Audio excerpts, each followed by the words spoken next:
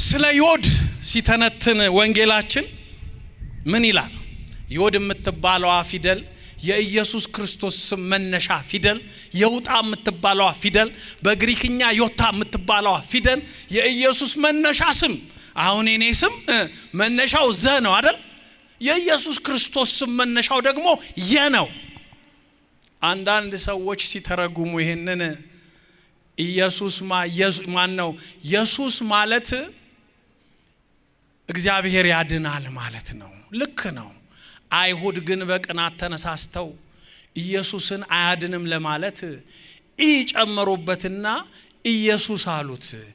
የተጨመረበት ኢየሱስ እግዚአብሔር አያድንም ማለት ነው ብለው የሚተረጉሙ አይጣፉም፣ ግን ውሸት ነው። ዕብራውያን ሲጀመር ዕብራይስጥ እንጂ የሚችሉት ግዕዝ መች ይችላሉ? እኮ አፍራሽ የሚሆነው በግዕዝ ነው አይደል? ቀተለ ብሎ ገደለ ካለ ቀተለ ካለ ደግሞ አልገደለም ነው፣ እሱ ግዕዝ ነው። ይሄ ግን የሚያወራው ዕብራይስጥና ግሪክኛ ነው። ተደርቦ የመጣ ፊደል አዳማቂ ፊደል ሆኖ ነው የመጣው። ቅድም እንደነገርኳችሁ ረን ማንበብ ሲያቅተን ረ እንደምንለው ተደርቦ የመጣ እንጂ ኢየሱስ የሚለው ስም አያድንም ለማለት የመጣ አይደለም። ኢየሱስ ክርስቶስ ያድናል፣ ስሙ የተመሰገነ ይሁን። አራት ዮድ እንደዚህ ዮድ ማለት እንዲች ወይንም በእንግሊዘኛ ሲ ወደዚህ የዞረች ሲ ነው የሚመስለው ዮድ። እሱን ዮድ አራቱን ስታገጣጥሙት ምን ይሆናል? መስቀል ይሆናል። እግዚአብሔር በአራቱ ማዕዘን ዓለምን አድኗል በስጋ ተገልጦ። የመስቀሉ ባለቤት የስሙ ባለቤት ዮታ የተባለው መስቀል የተባለው በእኛ የፊደል ትርጓሜ ማን ነው? ኢየሱስ ክርስቶስ። ክብር ምስጋና ለስሙ ይሁን። ይሄ ነው። አሁን አንዳንድ ሰው ይሄንን ጽሑፍ ቢያይ አይገባውም። የኢየሱስ ክርስቶስ ስም ነው። የተሰዋበት የመስቀሉ ቅርጽ ነው። የታቦቱ ምሳሌ ነው። ታቦቱ ላይ የሚጻፈው ይሄ ነው። መስቀል ታቦቱ ላይ ይሳላል። አንድም መሰዊያ ነው፣ አንድም የማን ስም ነው? የእግዚአብሔር የኢየሱስ ስም ነው። ወገኖቼ ለዚህ ነው አባቶቻችን በሥርዓት በፍትሐ ነገሥት መጽሐፋቸው ታቦቱ ላይ እመቤታችን ምስለ ፍቁር ወልዳ ትሳላለች። ታቦቱ ላይ መስቀል ይሳላል። ለምንድን ነው እመቤታችን የምትሳለው? ድሮ ኪሩቤል ነበር የሚሳሉት። የኪሩቤሉ መሳሌ ቆመው ገና በብሉይ ኪዳን ነው። የሶሎሞን ቤተ መቅደስ ውስጥ ታቦቱ ሲገባ የኪሩቤል ክንፍ አይታይም ይላል። እግዚአብሔር የወደደውን አረገ። የሚታየው የእግዚአብሔር ድምጽ ብቻ ነው። ከኪሩቤልም ከሱራፌልም የምትበልጥ ስዕል አለችን። ድንግል ማርያም። ክብር ምስጋና ለመድኃኔዓለም ይሁን። ይሄንን የሰጠን እኮ ራሱ እግዚአብሔር ነው። ዮድ የውጣ የኢየሱስ ክርስቶስ ስም መነሻ ስሙ ዮድ ትባላለች። እንዲች አንዲት ጭረት ናት። በዕብራይስጥ በግሪክኛም አንዲት ጭረት ናት። በእኛ በግዕዝ ፊደል 10 ቁጥር የምትመስለው ናት። ዮታ ትባላለች። ይሄ ስም ነው ታቦቱ ላይ ለሙሴ ሲሰጠው የተጻፈው። አሁን እኛ የሚመስለን ብዙ የተጻፈ ይመስለናል። እሱማ ብዙ የሚጻፍበት እኮ ደብተር አይደለም ለሙሴ የተሰጠው። ለሙሴ የተሰጠው እግዚአብሔር የሚገለጥበት ታቦት፣ የሚመለክበት ታቦት፣ ኢየሱስ የሚባለው ስም በህቡ የተጻፈበት ታቦት፣ እኛ የምንሰግድለት ታቦት። ለማን ነው የምንበረከከው? ለኢየሱስ ክርስቶስ። ስሙ ምኑ ላይ ስላለ? ታቦቱ ላይ። ምን ተብሎ? የውጣ ተብሎ ኢየሱስ የሚለውን ስም ወክሎ እኮ ያለው ታቦቱ ላይ ዮድ ነው፣ የውጣ ነው። በግሪክኛ ዮታ ይባላል። ወገኖቼ ይሄንን የኢየሱስን ስም የያዘ ነው ታቦቱ። አንዳንድ ሰው ታቦቱ ላይ የውጣ ተብሎ ተጻፈ ሲባል አይገባውም። የኢየሱስ ስም ክርስቶስ መነሻ መሆኑ አይገባውም። መጻፍ ብቻ አይደለም፣ ወኮነ አራቄ ለአዲስ ኪዳን የብሉይ ኪዳኑን መስዋዕት ሽሮ የአዲስ ኪዳን መስዋዕት የሆነው ኢየሱስ ክርስቶስ የሚለውን ኢየሱስ የሚለውን ስሙን የተረጎመው የአብ የባህሪ ልጅ ድንግል ማርያም በስጋ የወለደችው አምላካችን ኢየሱስ ክርስቶስ ነው። የሱ ስም ነው ታቦቱ ላይ ያለው። አዲስ ኪዳን ስለመጣ ትዝ ብሎን መልአኩ ድንግል ማርያምን ሲያበስራት ትዝ ብሎን ያኔ ገብተን አይደለም ታቦቱ ላይ የድሮውን ስም ሰርዘን አዲስ ስም የጻፍንለት። ድሮም የነበረ ስም ነው። ለዚህ ነው ይሄን ሲተረጉም ዮሐንስ ራእይ ምዕራፍ 21 ላይ ኢየሱስ የሚለው ስም አልፋና ኦሜጋ በብሉይም በሐዲስም የነበረ ጥንትም ወደፊትም የሚኖር እግዚአብሔር ሕዝቡን ያዳነበት ስም ማን ነው? ኢየሱስ ነው። ታቦቱ ላይ የተጻፈው ስም ኢየሱስ ነው። የምንሰግድለት ስም ኢየሱስ ነው። ኢየሱስ የኛ ነው፣ የሚያድነን በታቦቱ ላይ የተገለጸው የኦሪትን መስዋዕት የሻረው ስለኛ መስዋዕት የሆነው ማን ነው? የድንግል ማርያም ልጅ ኢየሱስ ክርስቶስ። ወውእቱ ሙሴ ይቤሎሙ ለደቂቀ እስራኤል ነቢየ ያነስ ለክሙ እግዚአብሔር እምሃዊክሙ ዘከማየ ወሎቱ ስምዕዎ። እነሆ እንደኔ አይነት እኔን የመሰለ ሕግ የሚደነግግ ሕግን ከእግዚአብሔር ተቀብሎ የሚያሻሽል ትንቢትን የሚፈጽም ነቢይ እግዚአብሔር ከናንተ ወገን ከመላእክት ወገን ሳይሆን ከረቂቃኑ መናፍስት ወገን ሳይሆን ከሰው ወገን የሰውን ሥጋ የለበሰ የሰውን ሥጋ የተዋሃደ ክርስቶስ የተባለ መምህር ያስነሳላችኋል። ወሎቱ ስምዕዎ እርሱም ስሙ ኢየሱስ ነው። እርሱን ስሙት ያለው ሙሴ ነው። ይሄ ትንቢት የተነገረው ዘዳግም ምዕራፍ 8 ከቁጥር 15 ላይ ነው። ሙሴ ይሄን የተናገረው ሙሴ ሕገ እግዚአብሔርን ታቦተ እግዚአብሔርን የቃል ኪዳኑን ታቦት የምስክሩን ታቦት በሲና ተራራ ከእግዚአብሔር የተቀበለ ነቢይ ነበረ። በሙሴ አንጻር ሙሴን የመሰለ ይሄንን የታቦት ሕግ ሊፈጽም ሊያሻሽል ትንቢቱን ሊተገብር የሚመጣ አንድ ክርስቶስ የተባለ ነቢይ ሲባል በዚህ ምድር እንደምናውቀው አይነት ነቢይ ሳይሆን መምህርነትን ከእግዚአብሔርነት ጋር ያስተባበረ ክርስቶስ የምናመልክበት እርሱን የምንጠራበት ስም ኢየሱስ የተባለ ወደዚህ ምድር ይመጣል ብሎ ትንቢት የተናገረ ሙሴ ነው። ያን ጊዜ ይሄ የሚመጣውን ነቢይ የተባለውን ክርስቶስ እርሱን ስሙት አለን። አሁን ቤተ ክርስቲያን የምትሰማው እርሱን ነው። ሕግ የምትሰራው እርሱን ሰምታ ነው። ሥጋው ደሙን የምንቀበለው እርሱን ሰምተን ነው። ታቦቱን የምናከብረው እርሱን ሰምተን ነው። አንዳንዶች ግን እንኳን እስጢፋኖስ ነው ይሄንን ቃል የተናገረው። ይሄንን ቃል እስጢፋኖስ የሰበከው ስብከት ነው። እስጢፋኖስ ይሄንን ስብከት የሰበከው ታቦቱ አለን፣ የቃል ኪዳኑ ሕግ አለን፣ ስርዓት አለን፣ ደብተራው አለን፣ መስዋዕቱ አለን፣ ድንኳኗ አለን ለሚሉት ለአይሁድ ሰበካቸው። እንዴት የሙሴን ሕግ አንተ ትሰብከናለህ? እርሱ ሲሰብክ ትንቢቱንና ምሳሌውን እያጣጣመ ከአዲስ ኪዳን ጋር እያዋሃደ ወወሃበ ቃላተ ሕይወተ ሙሴ እኮ ከእግዚአብሔር ወተመጠወ ቃላተ ሕይወትን የሚሰጡ ቃላትን በታቦት ላይ የተቀበለ ሙሴ ነው። ያን ጊዜ ሙሴ የሞቱ አገልግሎትን ብቻ አይደለም የተቀበለው፣ የሕይወት ቃል ያለበትን ጽላተ ኪዳን ታቦተ ሕግ ነው ሙሴ የተቀበለው። ምን ማለት ነው?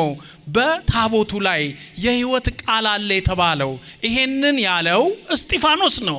ይሄንን ያለው እስጢፋኖስ አይሁድን ሲሰብካቸው፣ ስለ ሙሴ ሲነግራቸው፣ ስለ ታቦቱ ሲነግራቸው፣ ስለ ሲና ተራራ ሲነግራቸው፣ ስለ ጽላቱ ሲነግራቸው የሕይወትን ቃል በሲና ተራራ ላይ ሙሴ ከመልአክ ተቀበለ ይላል። ወገኖቼ መልአክ ያለው እዚህ ጋር ቅዱስ ገብርኤልን አይደለም። መልአክ ያለው እዚህ ጋር ቅዱስ ሚካኤልን በደረቁ አይደለም። መልአክ ያለው እዚህ ጋር ኢየሱስ ክርስቶስን ፍጡር ለማለት ፈልጎ አይደለም። እንደ መልአክም ሊቆጥረው ፈልጎ አይደለም። መልአክ ያለው በታቦቱ ላይ የተገለጸው መልአክ የመሰለው ኢየሱስ ክርስቶስ ነው። እርሱ ግን መልአክ አይደለም።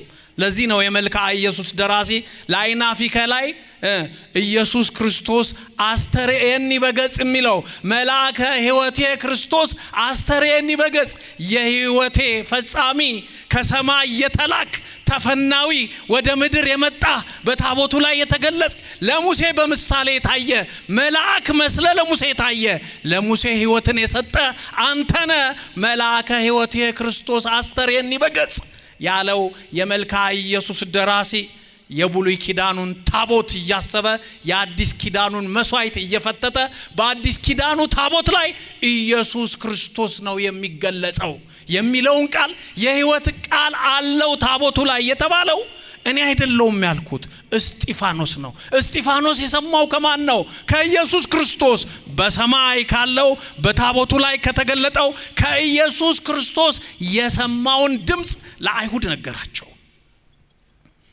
መልአከ ሕይወቴ ክርስቶስ አስተርእየኒ በገጽ የሕይወቴ ጠባቂ ሕይወቴን የምታቀና ድምጼን የምትሰማ ድምጽህን የምታሰማኝ መልክህን የምታሳየኝ ለእስራኤላውያን የእግዚአብሔርን መልክ በፍጹም ማየት ለማይቻሉት መልአክ መስለ የተገለጥክ ነገር ግን የመላእክት ፈጣሪ ከኛ ወገን የኛን ስጋ የለበስክ በተዋህዶ የተገለጽክ በታቦቱ ላይ የምታነጋግረኝ አንተ ነህ። ይሄንን የተናገረው የሕይወት ቃልን ታቦቱ ላይ ያለው ጽሑፍ የሕይወት ቃልን ይሰጣል ያለው ሰባኪው ሊቀ ዲያቆናት እስጢፋኖስ ነው። ምን ማለት ነው? በውዳሴ ማርያም በአንቀጸ ብርሃን ላይ ቀዲሙ ዜናወነ በየውጣ እንተ ይእቲ ቀዳሜ ስሙ ለመድኃኒነ ኢየሱስ ክርስቶስ አስቀድሞ በየውጣ በሲና ተራራ እግዚአብሔር ለሙሴ ሕግ ሲሰጠው የውጣ የተባለች ስሙን የውጣ ማለት እኛ በአማርኛ በግዕዝ ብለነው እንጂ በዕብራይስጥ ዮድ ማለት ነው። ቀዳሜ ስሙ ለመድኃኒነ ኢየሱስ ክርስቶስ የኢየሱስ ክርስቶስ ስም ሲጻፍ በመነሻው የሚጻፈው በዕብራይስጥ ቋንቋ ዮድ ወይንም የውጣ ተብሎ ነው። መነሻው በዕብራይስጥ ቋንቋ የነው የሚባለው ኢ የሚለውን ቃል ያመጣ ነው። የክርስቶስን ስም ለመጥራት ኢየሱስ ያልነው ግሪክኛ ቋንቋው የዕብራይስጥን ቋንቋ የክርስቶስን የኢየሱስን ስም ሲተረጉም ግሪኮች የን በደንብ ፕሮናውንስ ማድረግ አይችሉም፣ በደንብ መናገር አይችሉም። ከአጋ እየደረቡ ስለሚጠሩ ከኢጋ ደርበው ስለሚጠሩ ደባል አድርገው አመጧት። ዳሩ ግን በሰዋሰው ሕግ ትርፎና አይደለም። ልክ ያገራችን ሰው ስፖርት ለማለት ወይንም ደግሞ ምንድነው ፊደል ሐዋርያ ላይ ረ የሚባል ፊደል አለ በአማርኛ። አብዛኛውን ሰው ረ የሚባለውን ፊደል ረ አይልም። የሚለው ምንድነው? ረ እሩ እሪ እያለ እን እየደረበበት ነው። በእንግሊዘኛ ስፖርት የሚባለው እኮ ኤስ ነው መነሻው። አበሻ ግን ሲጠራው ስፖርት ነው የሚለው አይደል እንዴ? ልክ እንደዚህ ማለት ነው። ዮድ የውጣ የኢየሱስ ክርስቶስ ስም መነሻ ስሙ ዮድ ትባላለች። እንዲች አንዲት ጭረት ናት በዕብራይስጥ፣ በግሪክኛም አንዲት ጭረት ናት። በእኛ በግዕዝ ፊደል 10 ቁጥር የምትመስለው ናት። ዮታ ትባላለች። ይሄ ስም ነው ታቦቱ ላይ ለሙሴ ሲሰጠው የተጻፈው። አሁን እኛ የሚመስለን ብዙ የተጻፈ ይመስለናል። እሱማ ብዙ የሚጻፍበት እኮ ደብተር አይደለም ለሙሴ የተሰጠው። ለሙሴ የተሰጠው እግዚአብሔር የሚገለጥበት ታቦት፣ የሚመለክበት ታቦት፣ ኢየሱስ የሚባለው ስም በህቡ የተጻፈበት ታቦት፣ እኛ የምንሰግድለት ታቦት። ለማን ነው የምንበረከከው? ለኢየሱስ ክርስቶስ። ስሙ ምኑ ላይ ስላለ? ታቦቱ ላይ። ምን ተብሎ? የውጣ ተብሎ ኢየሱስ የሚለውን ስም ወክሎ እኮ ያለው ታቦቱ ላይ ዮድ ነው፣ የውጣ ነው። በግሪክኛ ዮታ ይባላል። ወገኖቼ ይሄንን የኢየሱስን ስም የያዘ ነው ታቦቱ። በአዲስ ኪዳን አይደለም የማወራችሁ፣ በብሉይ ኪዳን በህቡ የተጻፈው ይሄው ነው። በአዲስ ኪዳንማ ክርስቶስ መጥቶ ስሙን በታቦቱ ላይ ተረጎመው። ክብር ምስጋና ለመድኃኔዓለም ይሁን። ስሙን ነው የተረጎመው። ታዲያ ይሄን ሲታየው ሙሴ ምን አለ? እንደኔ አይነት ነቢይ እኔ አይደለው በሲና ተራራ ታቦቱን የተቀበልኩት ከእግዚአብሔር? እኔ አይደለው ሕግን ይዤ የመጣሁት? እኔ አይደለው ታቦቱ ላይ የእግዚአብሔር እጅ እንዲጽፍበት ያደረኩት? እኔ ብሞትም እኔ ባልፍም እንደኔ ያለ ነቢይ ከናንተ ወገን እግዚአብሔር ያስነሳል አለ። ለጊዜው ነቢይ የተባለው ኢያሱ ነው፣ በሙሴ ቦታ የተተካው። የሚገርማችሁ ነገር መጽሐፍ ቅዱስ ደስ የሚለው በሙሴ ወንበር ላይ ኢያሱ ሲተካ ስሙ በመጀመሪያ ዘሁልቁ ምዕራፍ 13 ከቁጥር 8 ላይ እንደተጻፈው የኢያሱ ስም በመጀመሪያ ኢያሱ አልነበረም። የኢያሱ ስም በመጀመሪያ አውሴ ነበረ። ጉልበተኛ ማለት ነው። ክቡደ መዝራይት ማለት ነው። የሙሴ ወንበር ላይ ሲቀመጥ ግን ስሙ ተተካ ለጊዜው። ምክንያቱም ታቦቱን ለመቀበል ሕጉን ለመተርጎም በኢያሱ ዘመን ስሙ መቀየር ነበረበት። ማንን ወክሎ? ኢየሱስ ክርስቶስን ወክሎ። ኢያሱ ማለትና ኢየሱስ ማለት አንድ ነው። ቃሉ ትርጉሙ አንድ ነው። ኢያሱ የዕብራይስጥ ለዛ ስለሆነ ኢየሱስ ደግሞ የግሪክኛ ለዛ ስለሆነ እንጂ ስሙ አንድ ነው። ኢያሱ ኢየሱስ ክርስቶስን በስምና በግብር ወክሎ በምሳሌነት ዕብራውያንን እስራኤላውያንን የመራ ነው።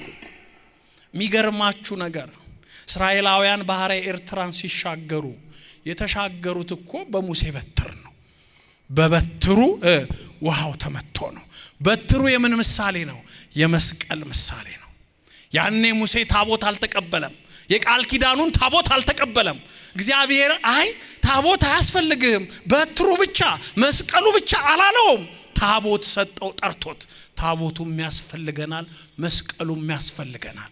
በጣም እድለኞች ነን። የኢትዮጵያ ኦርቶዶክስ ተዋሕዶ ቤተክርስቲያን ሁለቱን አስተባብራ የተገኘች ታቦተ ምጽዋ ያላት ቅድስት ጥንታዊት ቤተክርስቲያናችን ናት። ክብር ምስጋና ለመድኃኔዓለም ይሁን። ጥንታዊት አይታችሁ ከሆነ ካህናት የሚይዙትን መስቀል አይታችኋል? የሚያሳልሟችሁ መስቀል አይታችሁታል? ከታች አራት ማዕዘን የለችም? ከንፈራችን የሚያርፍበት የምንሳለመው ቦታ ላይ የለችም? እሱ እኮ የታቦቱ ምሳሌ ነው። መስቀሉ እኮ ከላይ ነው ያለው። እየሰማችሁ ነው አይደል? መስቀሉ ከላይ ነው። ያቺ ግን የምን ምሳሌ ናት? ከንፈራችን የሚያርፍበት እኮ የታቦቱ ምሳሌ ነው። በመስቀሉ የገለጹት አባቶቻችን የውስጡን አገልግሎት እኛን ለመባረክ በመስቀል ገልጸውታል። መስቀሉም አለን፣ ታቦቱም አለን። ይሄ ሁለቱ የሌላቸው ሌሎች አሉ። እኛ ግን እግዚአብሔር የመረጠን የቃል ኪዳኑ በነፍስ የእግዚአብሔር እስራኤሎች እኛ ነን። ክብር ምስጋና ለመድኃኔዓለም ይሁን። ይሄንን ነው እንግዲህ ለዚህ ነው ኢያሱ የታቦቱን አገልግሎት ለማስቀጠል ስሙ ከአውሴ ወደ ኢያሱ ተቀየረ። ኢያሱ ማለት ኢየሱስ ማለት ሲተረጎም እግዚአብሔር ሕዝቡን ያድናል ማለት ነው። የቋንቋም ትርጉም ነው። በሰማይ ቤት መላእክትም የሚያውቁት ትርጉም ይሄ ነው። ይሄ የተጻፈው ታቦቱ ላይ ነው። አንዳንድ ሰው ታቦቱ ላይ የውጣ ተብሎ ተጻፈ ሲባል አይገባውም። የኢየሱስ ስም ክርስቶስ መነሻ መሆኑ አይገባውም። መጻፍ ብቻ አይደለም። ወኮነ አራቄ ለአዲስ ኪዳን የብሉይ ኪዳኑን መስዋዕት ሽሮ የአዲስ ኪዳን መስዋዕት የሆነው ኢየሱስ ክርስቶስ የሚለውን ኢየሱስ የሚለውን ስሙን የተረጎመው የአብ የባህሪ ልጅ ድንግል ማርያም በስጋ የወለደችው አምላካችን ኢየሱስ ክርስቶስ ነው። የሱ ስም ነው ታቦቱ ላይ ያለው። አዲስ ኪዳን ስለመጣ ትዝ ብሎን መልአኩ ድንግል ማርያምን ሲያበስራት ትዝ ብሎን ያኔ ገብተን አይደለም ታቦቱ ላይ የድሮውን ስም ሰርዘን አዲስ ስም የጻፍንለት። ድሮም የነበረ ስም ነው። ለዚህ ነው ይሄን ሲተረጉም ዮሐንስ ራእይ ምዕራፍ 21 ላይ ኢየሱስ የሚለው ስም አልፋና ኦሜጋ በብሉይም በሐዲስም የነበረ ጥንትም ወደፊትም የሚኖር እግዚአብሔር ሕዝቡን ያዳነበት ስም ማን ነው? ኢየሱስ ነው። ታቦቱ ላይ የተጻፈው ስም ኢየሱስ ነው። የምንሰግድለት ስም ኢየሱስ ነው። ኢየሱስ የኛ ነው የሚያድነን። በታቦቱ ላይ የተገለጸው የኦሪትን መስዋዕት የሻረው ስለኛ መስዋዕት የሆነው ማን ነው? የድንግል ማርያም ልጅ ኢየሱስ ክርስቶስ። ለዚህ ነው እስራኤላውያን ባህረ ኤርትራን በበትር ተሻገሩ፣ በመስቀል ተሻገሩ። ባህረ ዮርዳኖስን ግን የተሻገሩት በታቦት ነው። መስቀሉም አለ፣ ደሞ ታቦት አስፈልጋቸው። በዚያ ተሻገሩት። የኢያሪኮ ግንብ የፈረሰው የኢየሱስ ክርስቶስ ስም በታቦቱ ላይ ስለነበረ በውክልና ኢያሱ የተባለ ነቢይ ስለተጠራበት ነው። ብሉይ ኪዳኑ የሚያወራው ስለ ኢያሱ አይደለም። ኢያሱማ ምድራዊ ሰው ነው። ኢያሱን ወክሎ ዓለምን ስለሚያድነው ስለ ኢየሱስ ነው የሚያወራው። ኢያሱን ወክሎ ኢየሱስ የሚለው ስም በታቦቱ ላይ የተጻፈው የስሙ ባለቤት ኢየሱስ ክርስቶስ ነው።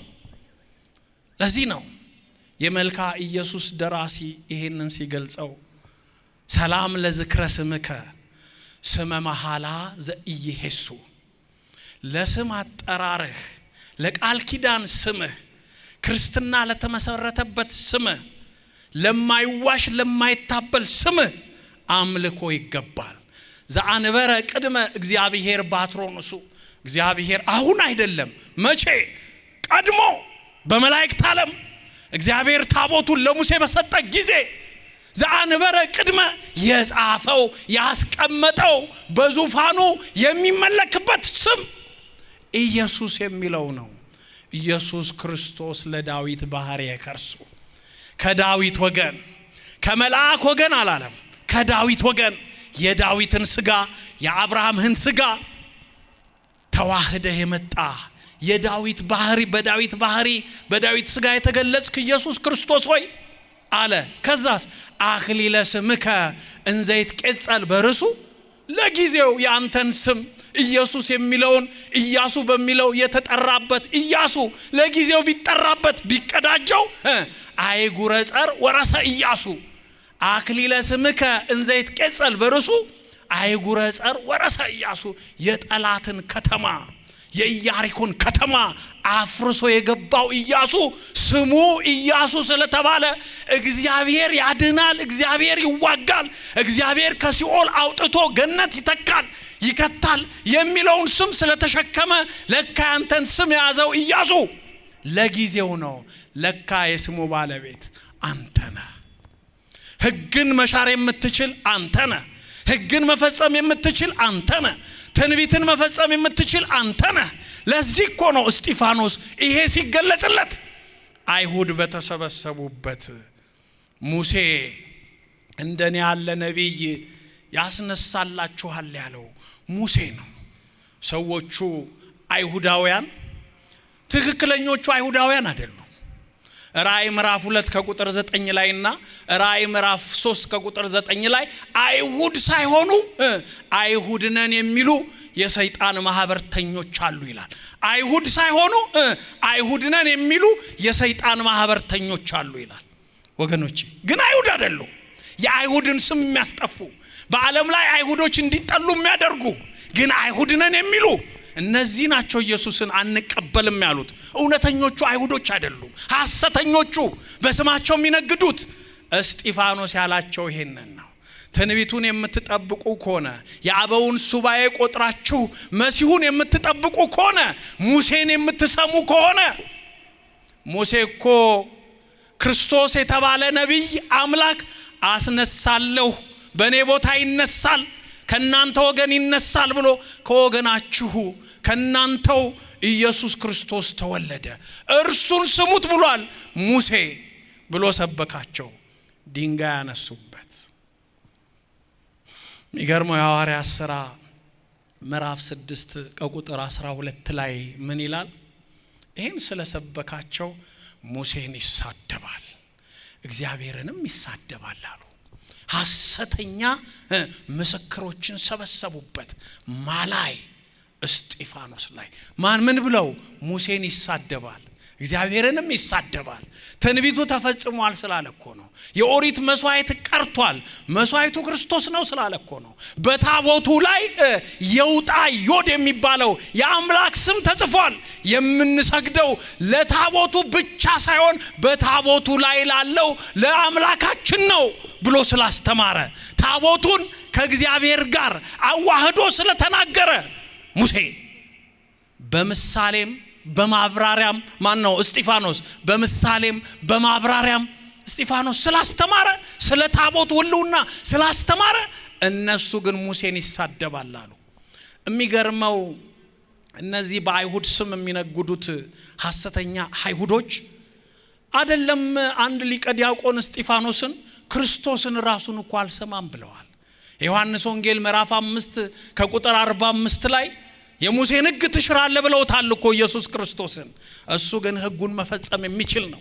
ሎቱ ስምዕዎ ያለው ሙሴ ከኔ በኋላ እንደኔ አይነት ነብይ ይነሳል ያለው ስም ሙሴ እርሱን ስሙት የተባለው ሙሴ የነገረን ያ የእግዚአብሔር ልጅ ኢየሱስ ክርስቶስ በደብረ ታቦር ላይ ብርሃነ መለኮቱን ሲገልጥ እኮ ሐዋርያት ሲከፋፈሉ አንዱ ክርስቶስን ኢየሱስ ክርስቶስን ነቢይ የሚል ንባብ አይቶ ነቢይ ነው እሱ ፍጡር ነው እሱ ሲል ከሐዋርያቱ አንዱ፣ ሌላኛው ደግሞ አይ ኤልያስ ነው አይ ኤርሚያስ ነው ሲሉ፣ አይ ሙሴ ነው ሲሉ፣ ሙሴም አይደለም ኤልያስም አይደለም ኢየሱስ ክርስቶስ። ማን ነው ኢየሱስ ክርስቶስ? የኤልያስ አምላክ የሙሴ አምላክ ነው። ደብረ ታቦር ላይ ወጣ ኢየሱስ ክርስቶስ ሶስቱን ደቀ መዛሙርት ይዞ። ያን ጊዜ ሙሴ መጣ። ከየት? ከመቃብሩ። ከኔ በኋላ እንደኔ ያለ ነቢይ ያስነሳላችኋለሁ ያልኩት እርሱ ነው ያለው ሙሴ መጣ። ለምን? ደስ ብሎት ሙሴ የተናገራትን ቃል ደብረ ታቦር ላይ እግዚአብሔር አብ ተናገረው። ለማ ሲመሰክር? ለኢየሱስ ክርስቶስ። እግዚአብሔር በሰማይ ሆኖ ሰማይ ተከፍቶ በደብረ ታቦር በታላቁ ተራራ ላይ ኢየሱስ ክርስቶስ ብርሃነ መለኮቱን ሲገልጥ እግዚአብሔር አብ ምን አለ? ዝንቱ ውእቱ ወልድየ ወሎቱ ስምዕዎ፣ እርሱ ልጄ ነው እርሱን ስሙት። ለመስዋዕት የመረጥኩት የብሉይ ኪዳንን መስዋዕት፣ የበጉን መስዋዕት፣ የአትክልቱን መስዋዕት፣ የጥራጥሬውን መስዋዕት፣ የእንስሳቱን መስዋዕት የሻርኩበት ያልተደሰትኩበት መስዋዕቱን ሁሉ የሰረጽኩበት የቀራንዮ በግ መስዋዕት፣ በታቦቱ ላይ የሚሰዋው መስዋዕት፣ እውነተኛው አማናዊው መስዋዕት ልጄ ነው ወልድ ልጄ ነው እርሱን ስሙት አለ እግዚአብሔር አብ። ሙሴ ትንቢቱ ተፈጸመ። ሙሴ ሰገደ። ማንን አይቶ? ትንቢት የተናገረለትን ከኔ በኋላ የሚነሳው እኔ ፍጡር ነኝ ብሎ ሙሴ ከኔ በኋላ የሚነሳው ግን የሚያድን ነው። ከኔ በኋላ የሚነሳው ግን በታቦቱ ላይ ተገልጾ የሚያነጋግር ነው። እንደኔ ዘመን ተሰውሮ አይደለም በአካል መጥቶ የሚያነጋግር ነው። እርሱም ኢየሱስ ነው ብሎ ደብረ ታቦር ላይ ሐዋርያቱን ሰበካቸው። ክብር ምስጋና ለመድኃኔዓለም ይሁን። ተመልከቱ እንግዲህ የደብረ ሲናው ሕግ በደብረ ታቦር የአዲስ ኪዳን ሕግ ሆነ። የሰማችሁ ነው። በደብረ ታቦር የአዲስ ኪዳን ሕግ የአዲስ ኪዳን መስዋዕቱን አወቅ ነው።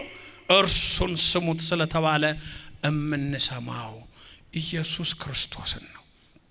ወገኖቼ የሙሴን ሕግ 10ቱ ትእዛዛትን እግዚአብሔር አምላክህን በፍጹም ልብህ በፍጹም ነፍስህ በፍጹም ሐሳብህ በፍጹም ኃይልህ ውደድ፣ ባልንጀራህን ደግሞ እንደራስ አድርገህ ውደድ ብሎ በሁለት ቃል 10ቱን ትእዛዛት የተጠቅልሎ ያስተማረ ሕጉን የጠቀለለ ሕግ ማውጣት የሚችል የሕጉ ባለቤት ኢየሱስ ክርስቶስ ነው። የሕጉ ባለቤት ማን ነው? ኢየሱስ ክርስቶስ። ስለዚህ ሙሴ የተናገረው ትንቢት ተፈጸመ። ዛሬ እኛ የምንሰግድለት እግዚአብሔር በታቦቱ ላይ የሚገለጸው እግዚአብሔር ወገኖቼ ስሙ በታቦቱ ላይ የተጻፈው ነው። ስሙ ማን ነው? ኢየሱስ ነው። ኢየሱስ ማለት ምን ማለት ነው? እግዚአብሔር ሕዝቡን ከኃጢአታቸው ያድናቸዋል ማለት ነው። ኢየሱስ ማለት እግዚአብሔር ያድናል ማለት ነው። የቋንቋ ትርጉም ብቻ አይደለም። ይሄ የቋንቋ ትርጉም ብቻ አይደለም፣ የሕግ ትርጉምም ነው። ታቦቱ ላይ ያለው የጽሑፍ ትርጉም ነው። 10ቱ ትእዛዛት የሚጠቃለለው ለሕግ ለቋንቋ ሲሆን ነው። አፍቅር ቢጸከ ከመ ነፍስከ፣ ባልንጀራህን እንደራስ አድርገህ ውደድና እግዚአብሔርን ውደድ የሚለው በትንታኔ ነው። ኢ የሚለው ወይንም ደግሞ ዮድ የሚለው ወይንም ደግሞ ዮታ የምትባለው አንዷ ፊደል 10ኛዋ ፊደል 10ቱን ትእዛዛት የምትተነትናት። ይህንን እኔ አይደለሁም ምለው። የቤተ ክርስቲያናችን የትርጓሜ መጽሐፍ የማቴዎስ ወንጌል ምዕራፍ 5 ከቁጥር 17 ላይ ምን ይላል? እኔ ሕግንና ነቢያትን ለመሻር የመጣው አይምሰላችሁ ልፈጽም እንጂ አለ። ልፈጽም። ሕግ አልተሻረም፣ ነቢያትም አልተሻሩም፣ ትንቢታቸው ተፈጸመ እንጂ። ሕግ ምንድነው? 10ቱ ትእዛዛት በፍጹምነት ነው የተቀየረው። አታመንዝር የሚለው እኮ አልተሻረም። በጣም ጠንክሮ ምንድነው የሆነው? አትመኝ አይደል የሆነው? ማየት አይቻልም እኮ ነው የሆነው። በደንብ ነው የጠበቀው። ስለዚህ በታቦቱ ላይ ያለው የሞት አገልግሎት ያለው አትስረቅ አታመንዝር የሚል ጽሑፍ አይደለም ያለው። ሕይወት የሚሰጠው የኢየሱስ ክርስቶስ ስም ነው ያለው። ወገኖቼ አንዳንድ ሰዎች ፊልም እያዩ ታቦታችንን የሚተረጉሙ አሉ። ፊልም በማየት የሚተረጎም ታቦት የለም። የፈረንጅ ፊልም እያዩ አረ ታቦቱ እኮ እንደዚህ ነው፣ የድሮ ታቦቱ እኮ ከላይ ኪሩቤል አለው ክንፍ አለው፣ የአሁን ታቦት ግን ቄሱ ይዘውት ሲወጡ አይታይም ይልሃል። በምን አወቀ? ያ እኮ ፊልም ነው። እውነተኛው የፊልሙ መሆኑ ማን ነገረው? ፈረንጅ ስለሰራው? እውነተኛው ያለው እዚህ አሁን እኛ እግዚአብሔርን የምናመልክበት የአዲስ ኪዳኑ ታቦት በፊትም የነበረው በቅርጽም በይዘትም ይሄው ታቦት ነው። አከባበሩ ነው የተለየው። ይሄንን ምስጢር የሰጠን እግዚአብሔር ስሙ የተመሰገነ ይሁን። ስለ ዮድ ሲተነትን ወንጌላችን ምን ይላል? ዮድ የምትባለዋ ፊደል የኢየሱስ ክርስቶስ ስም መነሻ ፊደል፣ የውጣ የምትባለዋ ፊደል፣ በግሪክኛ ዮታ የምትባለዋ ፊደል የኢየሱስ መነሻ ስም። አሁን የኔ ስም መነሻው ዘ ነው አይደል? የኢየሱስ ክርስቶስ ስም መነሻው ደግሞ የ ነው። አንዳንድ ሰዎች ሲተረጉሙ ይሄንን ኢየሱስ ማን ነው? ኢየሱስ ማለት እግዚአብሔር ያድናል ማለት ነው። ልክ ነው። አይሁድ ግን በቅናት ተነሳስተው ኢየሱስን አያድንም ለማለት ጨመሩበትና ኢየሱስ አሉት። የተጨመረበት ኢየሱስ እግዚአብሔር አያድንም ማለት ነው ብለው የሚተረጉሙ አይጣፉም፣ ግን ውሸት ነው። ዕብራውያን ሲጀመር ዕብራይስጥ እንጂ የሚችሉት ግዕዝ መች ይችላሉ? እኮ አፍራሽ የሚሆነው በግዕዝ ነው አይደል? ቀተለ ብሎ ገደለ ካለ ቀተለ ካለ ደግሞ አልገደለም ነው፣ እሱ ግዕዝ ነው። ይሄ ግን የሚያወራው ዕብራይስጥና ግሪክኛ ነው። ተደርቦ የመጣ ፊደል አዳማቂ ፊደል ሆኖ ነው የመጣው። ቅድም እንደነገርኳችሁ ረን ማንበብ ሲያቅተን እረ እንደምንለው ተደርቦ የመጣ እንጂ ኢየሱስ የሚለው ስም አያድንም ለማለት የመጣ አይደለም። ኢየሱስ ክርስቶስ ያድናል። ስሙ የተመሰገነ ይሁን። አንዳንድ ሰዎች ምን እናገረው ላይገባቸው ይችላል። ይሄንን ሲተረጉም አንድምታችን ምን ይላል? ዮድ በዕብራይስጥ 10ኛ ፊደል ናት። በእኛ ሀገር ደግሞ 10ኛ ፊደል ምንድን ነው? ሀሁ አልተማራችሁም እንዴ? 10ኛ ፊደል በእኛ ሀገር ምንድን ነው? ሀ ለ ሀ መ ሰ ረ ሰ ሸ ቀ በ ቀጥሎ ምንድን ነው? በስመ አብ ረስታችኋል ፊደሉን። እሺ እናንተ ቁጠሩ። 10ኛ ላይ ስደርስ በቃ በሉኝ። ሀ ለ ሀ መ ሰ ረ ሰ ሸ ቀ በ ተ ነው አይደል? 10ኛ ተ መስቀል አይደለም? አላስተዋላችሁትም? ተኮ መስቀል ነው። ተኮ መስቀል። እናንተ ዝም ብላችሁ አግዝ ሁካይ ብቻ ነው የተማራችሁት አይደል? ይሄን አልተማራችሁም። ተኮ መስቀል ነው። መስቀላዊት ሕገ ወንጌል ሰጠን። እኛ ዮድን ከመስቀል ጋር ለመሰላችሁ መስቀል ሲሰራ 4 ዮድ ያስፈልጋል። 4 ዮድ እንደዚህ ዮድ ማለት እንዲች ወይንም በእንግሊዘኛ ሲ ወደዚህ የዞረች ሲ ነው የሚመስለው ዮድ። እሱን ዮድ 4ቱን ስታገጣጥሙት ምን ይሆናል? መስቀል ይሆናል። እግዚአብሔር በ4ቱ ማዕዘን ዓለምን አድኗል በስጋ ተገልጦ። የመስቀሉ ባለቤት የስሙ ባለቤት ዮታ የተባለው መስቀል የተባለው በእኛ የፊደል ትርጓሜ ማን ነው? ኢየሱስ ክርስቶስ። ክብር ምስጋና ለስሙ ይሁን። ይሄ ነው። አሁን አንዳንድ ሰው ይሄንን ጽሑፍ ቢያይ አይገባውም። የኢየሱስ ክርስቶስ ስም ነው። የተሰዋበት የመስቀሉ ቅርጽ ነው። የታቦቱ ምሳሌ ነው። ታቦቱ ላይ የሚጻፈው ይሄ ነው። መስቀል ታቦቱ ላይ ይሳላል። አንድም መሰዊያ ነው፣ አንድም የማን ስም ነው? የእግዚአብሔር የኢየሱስ ስም ነው። ወገኖቼ ለዚህ ነው አባቶቻችን በሥርዓት በፍትሐ ነገሥት መጽሐፋቸው ታቦቱ ላይ እመቤታችን ምስለ ፍቁር ወልዳ ትሳላለች። ታቦቱ ላይ መስቀል ይሳላል። ለምንድን ነው እመቤታችን የምትሳለው? ድሮ ኪሩቤል ነበር የሚሳሉት። የኪሩቤሉ መሳሌ ቆመው ገና በብሉይ ኪዳን ነው። የሶሎሞን ቤተ መቅደስ ውስጥ ታቦቱ ሲገባ የኪሩቤል ክንፍ አይታይም ይላል። እግዚአብሔር የወደደውን አረገ። የሚታየው የእግዚአብሔር ድምጽ ብቻ ነው። ከኪሩቤልም ከሱራፌልም የምትበልጥ ስዕል አለችን። ማ ድንግል ማርያም። ክብር ምስጋና ለመድኃኔዓለም ይሁን። ይሄንን የሰጠን እኮ ራሱ እግዚአብሔር ነው። ለምን ተመልከቱ፣ በከብቶች ግርግም ኢየሱስ ክርስቶስ ሲወለድ በእናቱ እቅፍ እያለ ሰብአ ሰገል መጥተው ሲሰግዱለት አልሰገዱለትም? ሰግደውለታል። ይሄን የተፈጸመው ዓለም የሰገደለት በከብቶች ግርግም የሰገደለት ያ የምስለ ፍቁር ወልዳ ስዕል ታቦቱ ላይ አለ። የትኛውም ቤተክርስቲያን ታቦቱ ያለበት ላይ የሚቀመጠው ስዕል እመቤታችን ልጇን ያቀፈችበት ስዕል ነው። ለምን ድሮ በኪሩቤል ክንፍ በኩል በተሳለው እናንተ ፊልም እያያችሁ ነው ብያችኋለሁ። የፊልሙ የተሳለ አይደለም የቆመ ነው የኪሩቤል ክንፍ።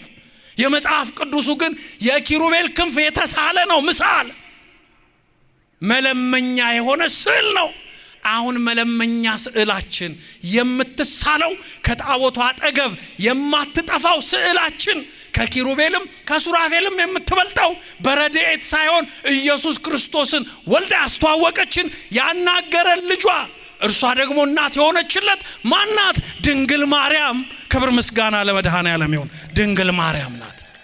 አያችሁ፣ ለዚህ ነው ቤተክርስቲያኑ የሚካኤል ቢሆን የመድኃኔዓለም ቢሆን የአቡዬ ቢሆን የተክልዬ ቢሆን ቤተክርስቲያኑ ታቦቱ ላይ ያለው ከሩቅ የምናየው ስዕልና ራሱ ታቦቱ ላይ የሚሳለው ስዕል ምስለ ፍቁር ወልዳ ነው። ክብር ምስጋና ለመድኃኔዓለም ይሁን። ስለዚህ ስለ ዮታ ስነግራችሁ 10ቱ ቃላት የሚለው ወገኖቼ እቺ ዮታ ልክ ቅድም መስቀሉን እንደተተነተነ እምትተነተናት 10ቱ ቃላት ማለት 10ቱ ትእዛዛት ማለት ብቻ አይደለም። የእግዚአብሔርን አምላክነት የሚገልጹ ህቡ ፊደላት ናቸው 10ቱ ቃላት ማለት። ይሄ በትንቢት የተነገረ ነው። ትንቢተ ኢሳይያስ ምዕራፍ 8 ከቁጥር 4 ላይ የኢሳይያስን ልጅ ምሳሌ አድርጎ ሰሌዳ አምጣ መጽሐፍ አምጣ በሰው ቋንቋ ጻፈው እኔ ግን በራሴ ቋንቋ ተረጉመዋለሁ ብሎ እግዚአብሔር በራእይ ተገለጸለት። የልጅህን ስም የኢሳይያስን ትንቢተ ኢሳይያስ ምዕራፍ 8 ላይ ተመልከቱ። ኢሳይያስ ምዕራፍ 8ና ምዕራፍ 7ና ምዕራፍ 8 ስለ ድንግል ማርያምና ስለ ልጇ ስለ ኢየሱስ ክርስቶስ የሚያወራበት ክፍል ነው። የኢሳይያስ የልጁ ስም በዕብራይስጥ ቋንቋ መሃር ሻላል ሐዝባዝ ይባላል። ምን አልኳችሁ? መሃር ሻላል ሐዝባዝ ይላል። ገብታችሁ አንብቡት። ምን ማለት ነው? ቅድም ሐላሃ መሰረሸ ቀበተ አላልኩም? ልክ እንደዛ ማለት ነው። 10 ፊደላት ናቸው።